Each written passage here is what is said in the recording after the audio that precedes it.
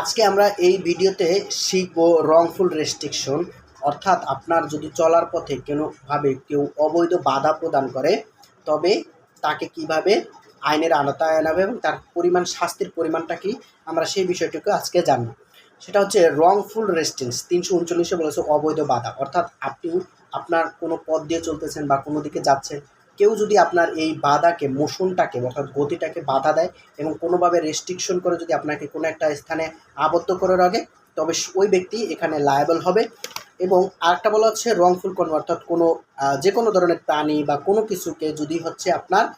অবৈধভাবে আটকে রাখা হয় এবং অন্য পথে গমন করা হয়, অর্থাৎ আপনি এক পথে যাচ্ছেন, অন্য কোনো পথে বা কোনো দিকে ছেড়ে দিলেন, যেমন একটা নৌকা আপনি একটা ঘাটে বেঁধে রাখছেন, সেটা হচ্ছে আপনাকে সেই ঘাটের বা জোয়ারের দিকে আপনাকে সহ ছেড়ে দিল, তবে ওই ব্যক্তি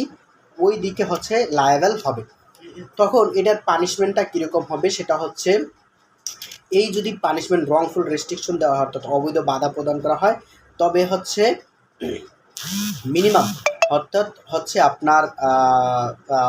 হচ্ছে আপনার ব্যক্তিকে অবৈধ বাধা করেন সেই ব্যক্তি হচ্ছে 1 মাস পর্যন্ত কারাদণ্ড এবং 500 টাকা পর্যন্ত জরিমানা হবে। এটা হচ্ছে 341 নাম্বার সেকশনে। এবং পানিশমেন্ট ফর রংফুল কনফাইনমেন্ট, অর্থাৎ অবৈধ অপরাধের শাস্তি, সেটা হচ্ছে 1 বছর পর্যন্ত কারাদণ্ড এবং 1000 টাকা জরিমানা এবং অর্থদণ্ড এবং উভয় দণ্ডে দণ্ডিত হবে।